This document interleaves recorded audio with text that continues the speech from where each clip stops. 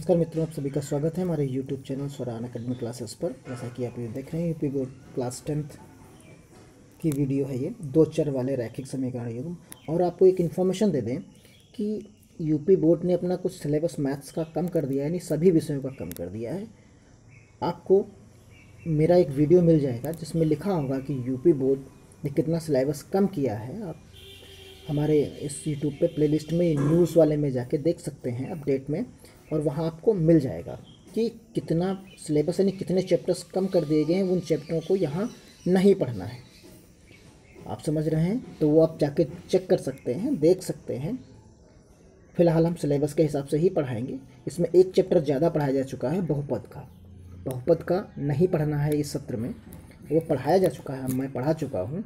आगे जो चैप्टर्स नहीं पढ़ाने होंगे उनको फ़िलहाल नहीं मैं पढ़ाऊँगा, उनको छोड़कर ही पढ़ाऊँगा, क्योंकि तब तक जब ये चेंजेस आए हैं उसके पहले हम चीज़ों को पढ़ा चुके थे। आइए शुरू करते हैं। आज की प्रश्नावली हमारी है 3.5। इसमें हमें पढ़ना है वज्र गुणन विधि, यानी हमें इसमें पढ़ेंगे हम वज्र गुणन विधि के माध्यम से। और आपको हम याद दिला दें कि एक हम पढ़ चुके हैं प्रतिस्थापन विधि, और एक पढ़ चुके हैं हम विलोपन विधि। एक हम पढ़ चुके हैं विलोपन विधि। ये दो विधियां हम पहले पढ़ चुके हैं, तीसरी विधि आज हम यहाँ पढ़ने जा रहे हैं। और कल हमने डिस्कशन किया था कि वज्र गुणनखंड में हम किस प्रकार से पढ़ेंगे, उसके बारे में यहाँ पर चीज़ें थीं। तो आइए शुरू करते हैं कि किस प्रकार हम यहाँ पर शुरू करेंगे और किस प्रकार इसको हम लगाएंगे। और जो पहला क्वेश्चन दिया गया है उस क्वेश्चन के बारे में कहा गया है कि निम्न रैखिक समीकरणों के युग्मों में किसका एक अद्वितीय हल है, किसका कोई हल नहीं है, या किसके अपरिमित रूप से अनेक हल हैं। यानी तीन ही कंडीशन होती हैं, और वो तीनों कंडीशन आप पढ़ चुके हो। a1/a2 बराबर b1/b2 ये चीज़ होती है। और इस कंडीशन में क्या होता है, जैसे हमने अगर इसको कर दिया तो इसमें क्या होता है, ये हमारी एक प्रच्छेद की कंडीशन हमने पढ़ी थी। कौन सी पढ़ी थी आप समझिए, एक बार हम रिकॉल करा देते हैं। ये प्रतिच्छेद की हमने कंडीशन पढ़ी थी। इसमें एक अद्वितीय हल होता है, एक अद्वितीय हल जो है यहाँ पर जो लिखा है यही होता है। एक अद्वितीय हल के लिए एक कंडीशन होती है, और किसका कोई हल नहीं होता उसके लिए क्या है, अगली कंडीशन देखिए, a1/a2 बराबर b1/b2, ये याद कर लीजिए, बराबर c1/c2 नॉट इक्वल टू, यानी इसका कोई हल नहीं होता। जब ये कंडीशन आ जाएगी तब हम वज्र गुणन विधि से उसको हल नहीं करेंगे, क्योंकि वो उसमें कोई हल होते ही नहीं। तो ये चीज़ हो गई। फिर है अनेक हल। तो अनेक हल में आप जानते हो कि अनेक हल में क्या होता है, जो संपाती होता है, जिसको हम संपाती कहते हैं, इसको तो हम समांतर कहते हैं। ये हमारी समांतर की कंडीशन थी। और जो संपाती वाली कंडीशन थी जिसमें सभी क्या थे, बराबर थे, जिसमें सभी बराबर होते हैं, वो हमारी संपाती वाली कंडीशन होती है। तो उस तरीके से हम चीज़ों को देख सकते हैं और सॉल्व कर सकते हैं। तो आइए चलते हैं, आपको समझ में आ गया होगा। जो संपाती की कंडीशन भी लिख देते हैं, एक बार याद हो जाए, आपको ना याद रही हो तो आप देख सकते हो संपाती की कंडीशन क्या है, a1/b1/b2 बराबर c1/c2। ये हमारी संपाती या अनेक हल, जो आप चाहो कह दो। ये संपाती हो गई, ये संपाती की हो गई, और ये अनेक हल की भी यही कंडीशन हो गई। तो अब यहाँ पूछा गया है कि हमको बताना है कि कौन कौन सी चीज़ें हैं अद्वितीय हल की स्थिति में हम उसे वज्र गुणन की विधि से ज्ञात करना है। तो पहला है x-3, और इसे को हम सॉल्व करेंगे। तो देखिए शुरू करते हैं। यहाँ पर हमारे पास जो पहला आएगा वो x-3 है। देखिए x-3y इक्वल टू 0, ये आया। फिर तीसरा है, दूसरी एक्सिक्यूशन है -9xy बराबर 2, ये चीज़ आपके पास आती है। अब यहाँ जब आप सॉल्व करोगे इस जगह पर तो देखिए a1/a2 निकालोगे तो 1/, आपको 2 मिलेगा। इसी तरीके से जब b1/b2 निकालोगे तो आपको क्या मिलेगा, 3/9 मिलेगा, माइनस माइनस कट गया तो यहाँ भी क्या आएगा, 1/2 आएगा। लेकिन जैसे ही आप c1/c2 निकालोगे तो 0/2 मिलेगा। यानी सारी चीज़ें तो बराबर हो गई, सारी चीज़ें तो बराबर हो गई, लेकिन यहाँ एक चीज़ नहीं मिली। आप समझिए कौन सी, देखिए यहाँ क्या नहीं मिला, a1/a2 बराबर b1/b2 not equal to c1/c2। यानी अभी हमने आपको बताया ये क्या हो गया, ये समांतर का हो गया, यानी इसका कोई हल नहीं हुआ। यानी हम यहाँ नीचे लिख देंगे कि इस निकाय में कोई हल नहीं है। यानी लिख सकते हो यहाँ पर इस निकाय यानी इस समीकरण में कोई हल नहीं। समझ रहे हैं? तो अब इसके आगे आपको हल ही नहीं करना, आपको इस सवाल को यहीं छोड़ देना है। यानी जब जब आपको वज्र गुणन में कहा गया है ना कि यहाँ हमें क्या क्या हल करना है, तो यहाँ जब कोई हल नहीं तो उसे हम यहीं पर छोड़ देंगे। यानी अब अगला पार्ट करेंगे, देखते हैं उसके फिर से। सबसे पहले हम अनुपात ही निकाल के चेक करेंगे, यहाँ पर बताया गया है इस क्वेश्चन में। तो इस क्वेश्चन में अगला वाला पार्ट जो हमारा आता है, उस पार्ट में क्या है, अगले वाले पार्ट में हमें जो मिलेगा उसमें देखिए अगले में दिया गया है 2x + y = 5, ये हुआ। अगला क्या है, समीकरण 3x + 2y = 8। अब यहाँ जब आप इनके रेशियोज़ की बात करेंगे तो रेशियोज़ की बात क्या करेंगे, आप कहीं कहीं इस 8 को इस साइड में भी लिखा देख सकते हैं, तो उससे कंफ्यूज होने की ज़रूरत नहीं है, क्योंकि वहाँ जाएंगे तो साइन चेंज हो जाएंगे। तो उसी अकॉर्डिंग जो जैसा है आप एज इट इज़ वैसा लिख लीजिए, अपने आप सॉल्व होने के बाद वही चीज़ आ जाएगी, तो उससे आपको परेशान होने की आवश्यकता नहीं है। ये बुक या सॉल्वर पर निर्भर करता है कि किस तरीके से वो चीज़ को सॉल्व कर देता है। a1/a2 बराबर क्या मिलेगा, 2/3 मिलेगा यहाँ पर, ये पहला मिला रेशियो। फिर उसके बाद आपको देखिए b1/b2 भी मिलेगा, तो यहाँ क्या मिलेगा, 1/2 मिलेगा। अब आप देखिए इस कंडीशन में क्या हुआ, a1/a2, आगे आपको हल ही नहीं करना, a1/a2 और b1/b2 नॉट इक्वल टू, यानी इसे सब एक साथ लिख दीजिए, ये क्या हो गई, प्रतिच्छेद हो गई, ये प्रतिच्छेद हो गई, यानी एक हल इसका मिलेगा। आप समझिए इसका एक हल मिल जाएगा आपको। अब एक हल इसका मिल जाएगा, यानी अब इसमें हम लिख देंगे कि इस निकाय का एक अद्वितीय हल संभव है। तो इस निकाय को अब हम हल करेंगे उस विधि से जो वज्र गुणन विधि है, और उसके बारे में आप सभी लोग पढ़ चुके हैं, समझते हैं। हमने कल एक कॉन्सेप्ट आपको बताया था, आप फिर से रिकॉल कराते हैं, तो इतनी चीज़ आप हल हो गई। अब इसके आगे का हल करते हैं, देखिए कैसे हम लिखते हैं इसको। तो एक एक चीज़ लिखना शुरू करेंगे।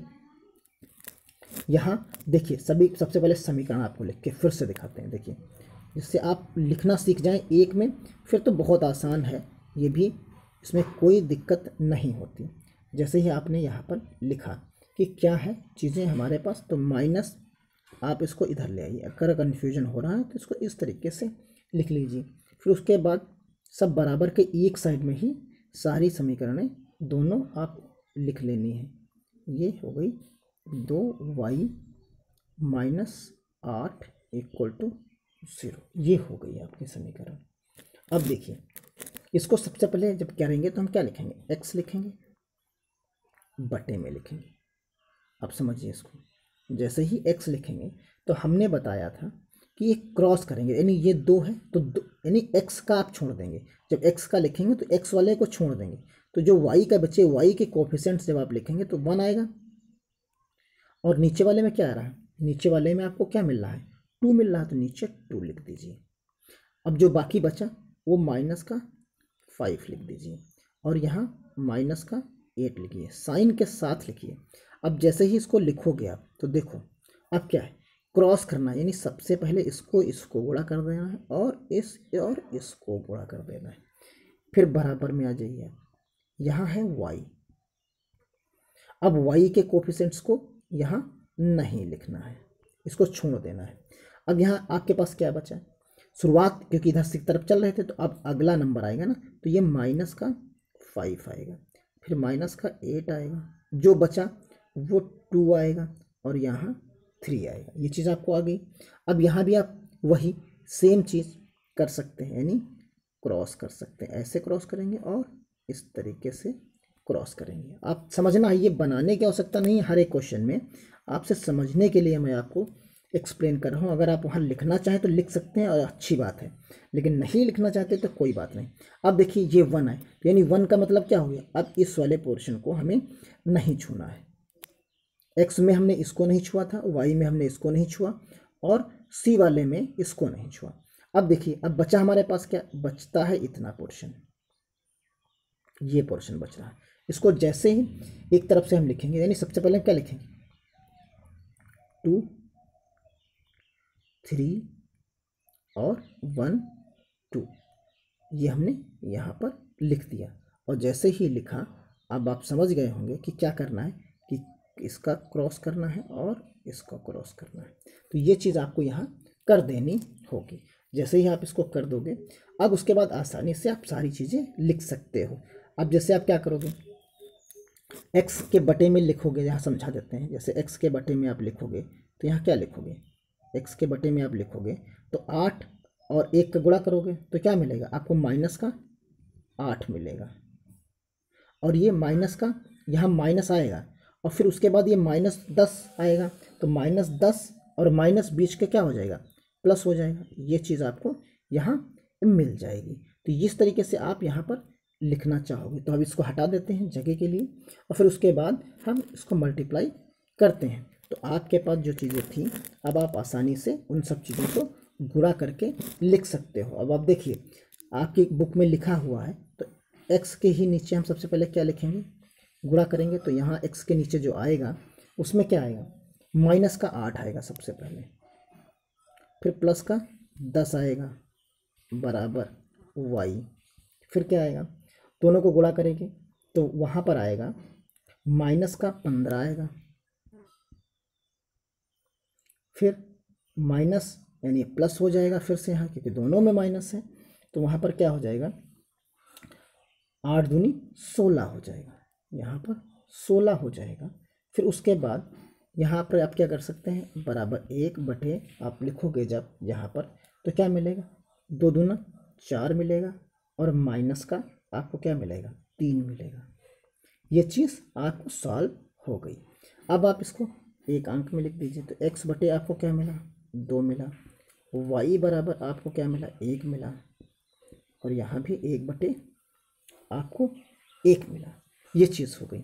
अब किन्हीं दो, आप कोई भी दो, जब आप y निकालिए तो इन दोनों को ले लीजिए और जब आप x निकालिए तो x लीजिए और इस वाले पोर्शन को लीजिए, बस सॉल्व हो जाएगा। जैसे हमने यहाँ देखिए x बटे 2 निकालना है बराबर 1, तो यानी x बराबर 2, y निकालना है, y बराबर क्या आएगा, 1 आ जाएगा सीधा।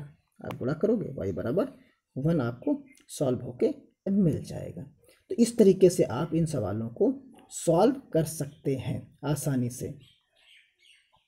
तो इस तरीके से आपको सॉल्व करना है और बिना किसी दिक्कत के आप सॉल्व करते चले जाओगे, बिना किसी समस्या के। तो आइए अब चलते हैं अगले सवाल की तरफ कि अगले सवाल में क्या करना है हमें। अगला सवाल हमारे पास जो है वो 3x - 5y और चीज़ें जो हैं हमारे पास उनको हमें सॉल्व कर लेना है, जिससे कोई दिक्कत ना होने पाए।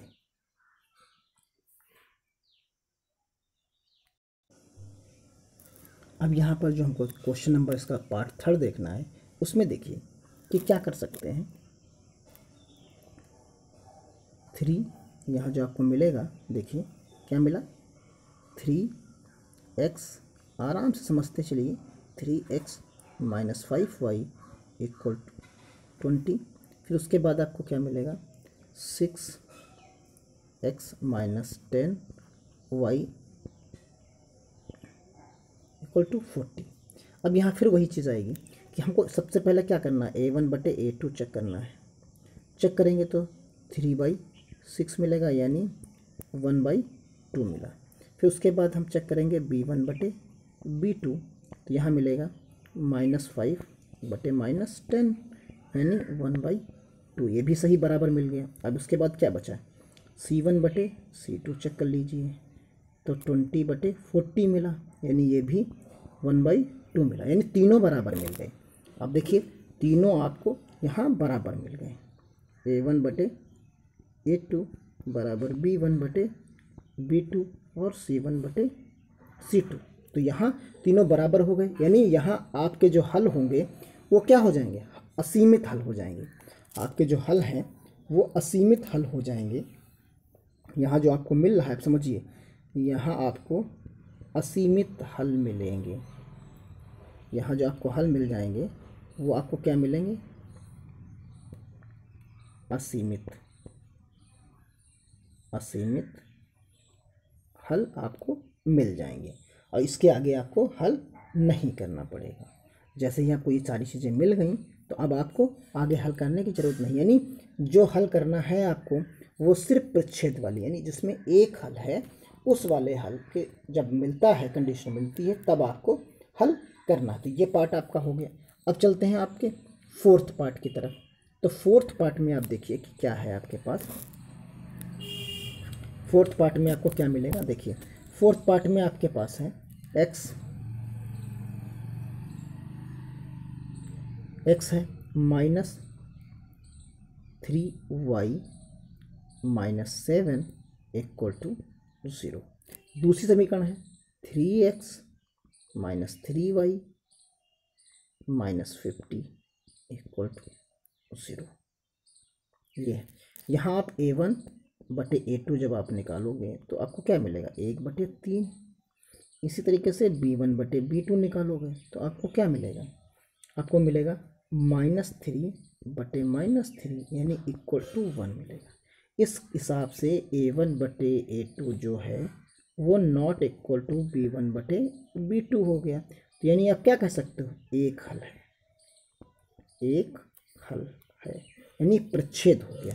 अब जब ये प्रच्छेद हो गया इस जगह पर तो आपको क्या करना है, फिर वही चीज़ एक निकाय बनाना है और उस निकाय के माध्यम से आपको हल कर देना है। तो अब देखिए यहाँ पर आपको फिर से हल करा के हम दिखाते हैं। तो सबसे पहले आप क्या लिखे थे, x लिखे थे। x में आप समीकरण आप देखिए लिखेंगे, सब x को छोड़ देंगे तो -3 और फिर नीचे भी -3। फिर उसके बाद क्या लिखे थे -7, यानी जो सिंगल नंबर था अचर राशि के अलावा था वो वाला लिखे। फिर बराबर लगाए, फिर y लिखे, बटे में क्या आएगा यहाँ -7, यानी जो इसका लास्ट वाला पार्ट होगा वो आएगा, जो उसमें लास्ट में आप लिखोगे वही आता है, और माइनस का 15 आया। फिर उसके बाद आपको क्या मिलेगा, यहाँ 1 और 3 मिलेगा। फिर उसके बाद बराबर का फिर से साइन और बटे क्या मिलेगा 1 3, और x के साथ जो थे -3 और -3, 2 बार आपको यहाँ पर जो x में मिलेगा, आपने y में जब लिखा तो आपको क्या मिला,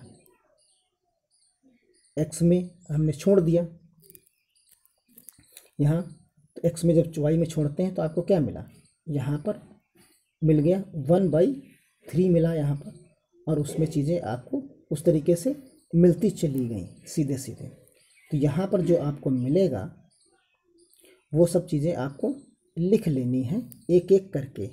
यहाँ पर जैसे आपने लिखा तो ये सब चीज़ें आप लिखते चले जाइए आसानी से। तो यहाँ आपको जो मिलेगा उसमें 1/3 मिला, और फिर उसके बाद x का जो कोफिशिएंट है वो आपको यहाँ पर आसानी से, यानी y वाला जो कोफिशिएंट है वो आपको उपलब्ध हो जाएगा। तो यहाँ पर आपको मिलेगा फिर से -3 मिल जाएगा।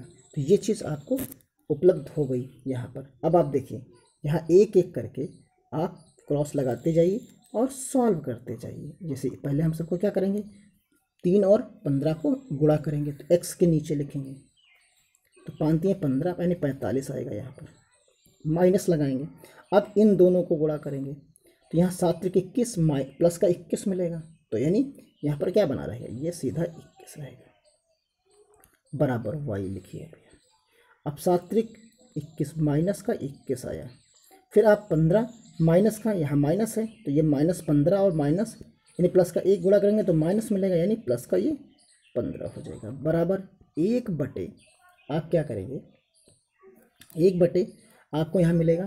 तो सबसे पहले हम क्या करेंगे, -3 को इससे गुणा करेंगे तो यानी आपको मिलेगा -3। फिर इसके बाद इसको गुणा करेंगे तो 3 3 आपको क्या मिलेगा, +9 मिलेगा। ये चीज़ आपको मिल गई। अब आप सॉल्व कर लीजिए। यहाँ जो सॉल्व करेंगे आप इस जगह पर देखिए सॉल्व करेंगे तो आपको क्या मिलेगा, घटा दीजिए 45 में से, यहाँ घटाएंगे तो यहाँ घटा दीजिए, यहाँ घटा दीजिए। अब सब घटाने के बाद आप क्या लिखोगे, यहाँ लिखोगे, आप देखिए यहाँ आपको लिखना है x बटे जो आप घटाने के बाद मिलेगा 24 मिलेगा बराबर y बटे आपको क्या मिलेगा, -6 मिलेगा और यहाँ 1 बटे 6 मिलेगा। अब आप आसानी से x और y का मान निकाल सकते हैं। तो x बटे जैसे हमने 24 का मान निकालना चाहा तो 1 बटे 6 आएगा। फिर आपको क्या कर सकते हैं, यहाँ देखिए x इक्वल टू क्या लिखेंगे, 1 बटे 6 और गुणे 24, 6 चौक 24 यानी x का मान कितना आया, 4 आया। x का मान आपको 4 मिल गया। इसी तरीके से आप y का मान निकाल सकते हैं। तो y का जब आप मान निकालोगे तो वहाँ आपके पास y बटे 6 था बराबर -6, 1 बटे 6 है तो y बराबर 1 बटे 6 गुणे -6। तो ये जब आप कैंसिल करोगे तो क्या मिलेगा, -1 यानी y इक्वल टू आपको क्या मिल जाएगा, 1 मिल जाएगा। तो इस तरीके से आप इसको सॉल्व कर सकते हो। फिर आपके पास देखिए क्वेश्चन नंबर 2 है।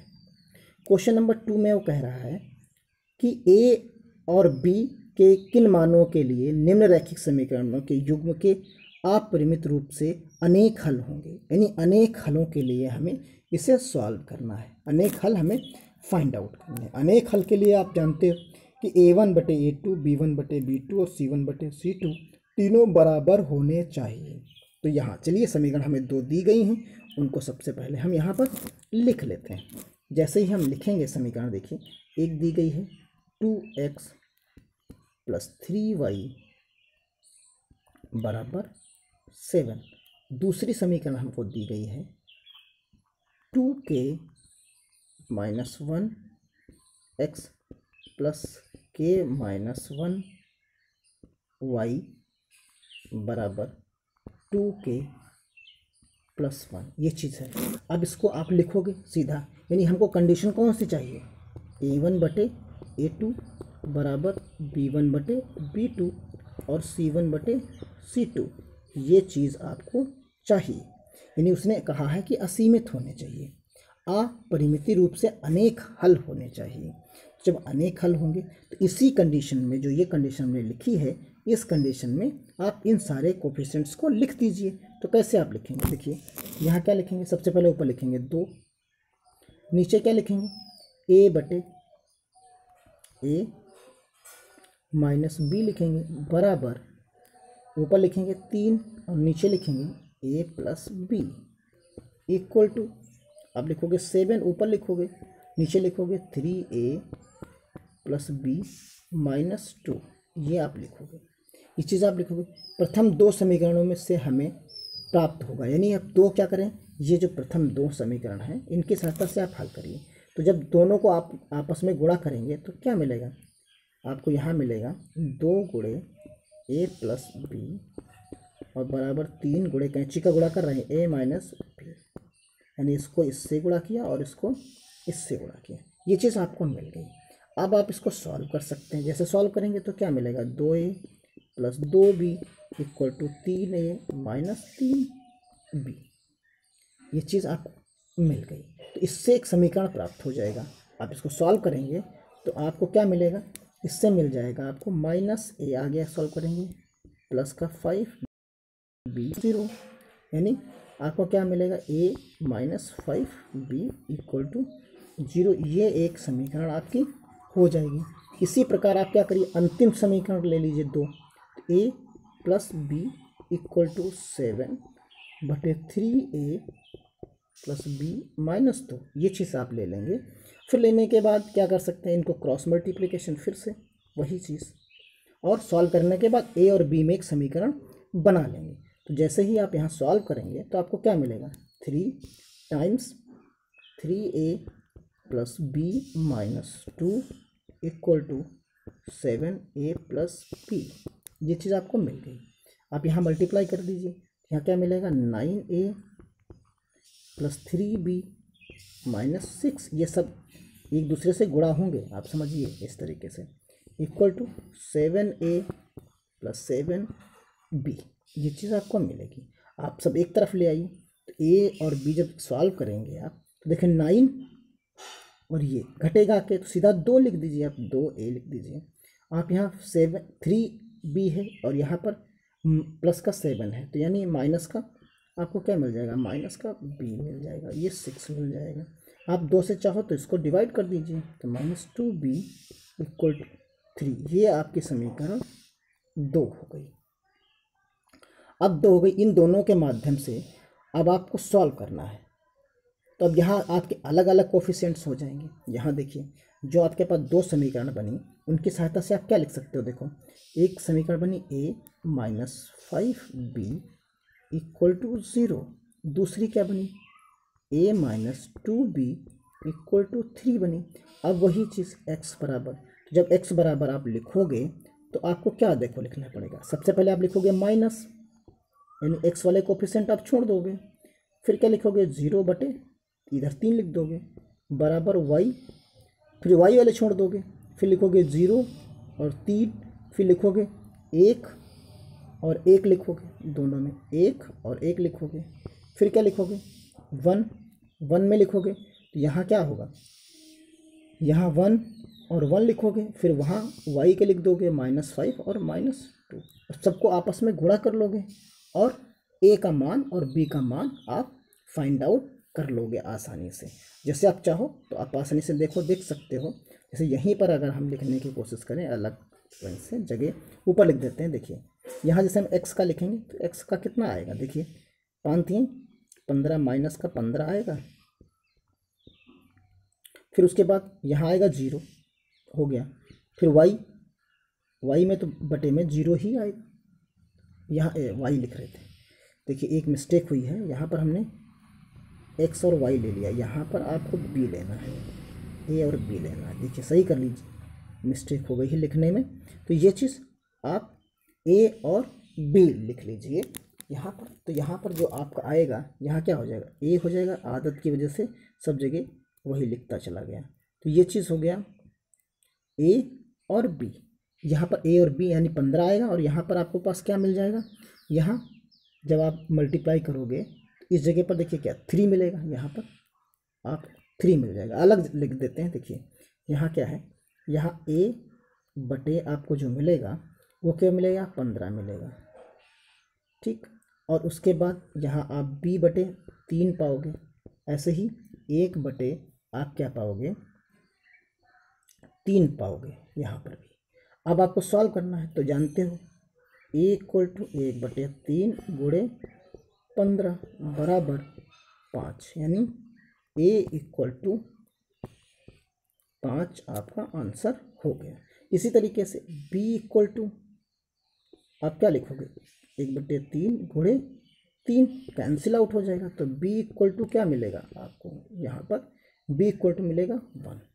तो इस तरीके से आप इनको सभी को सॉल्व कर लोगे आसानी से। इसी का एक सेकंड पार्ट भी है, इसी समीकरण का, इसी क्वेश्चन का सेकंड पार्ट है, आप उसको भी सॉल्व कर लीजिए। यहाँ कोई भी हल ना होने के कारण, यहाँ जो हमें हल करना है कोई भी हल ना हो, तो आप सीधा लिखिए यहाँ पर 3 बटे 2 के जब कोई हल ना हो तो -1, यानी आप क्या करोगे, ये चीज़ होगी बराबर 1 बटे k -1, और नॉट इक्वल टू आप लिखोगे -1/-1 2k + 1, ये चीज़ आप यहाँ लिखोगे। अब आपको आखिरी वाले से तो कोई लेना देना नहीं, जो 2 बच रहे हैं आपके पास उन्हीं को आप सॉल्व करेंगे। तो यहाँ मिलेगा 3/2k + 1, कोई हल नहीं, मतलब समांतर एक, ये चीज़ आप इसको क्रॉस मल्टीप्लिकेशन आसानी से कर सकते हैं और k का मान फाइंड आउट कर सकते हैं। जैसे कैसे करेंगे देखिए, यहाँ जैसे आपने लिखा तो यहाँ आपको क्या मिलेगा अगले स्टेप में? अगले स्टेप मिलेगा 3k - 1 इक्वल टू आपको मिल जाएगा 1 2k - 1, ये चीज़ मिलेगी। तो यहाँ 3k - 3 इक्वल टू 2k - 1, ये चीज़ हमको मिल जाएगी। अब आप इसको सॉल्व करेंगे तो यहाँ क्या लाएंगे? 3k एक तरफ, k वाले सब एक तरफ, बराबर 3 - 1। तो यहाँ क्या है? यहाँ मिलेगा आपको 2, इस जगह पर आपको क्या मिल जाएगा? यहाँ आपको मिल जाएगा, यहाँ आपको मिलेगा 2, यहाँ मिलेगा k, इस जगह पर क्या मिल जाएगा? 2, यानी आपका आंसर क्या हो जाएगा? 2 हो जाएगा। तो इस तरीके से ये दोनों क्वेश्चंस आपके सॉल्व हो जाते हैं, क्वेश्चन नंबर 1 और क्वेश्चन नंबर 2। अब क्वेश्चन नंबर 3 सॉल्व करेंगे नेक्स्ट वीडियो में। अगर आपको वीडियो अच्छा लगा तो आप अपने दोस्तों तक शेयर ज़रूर करिए, जिससे वो भी इस नाजुक हालत में पढ़ सकें अपने घर पर। आज बस इतना ही, इसी के साथ धन्यवाद। जय हिंद, जय भारत।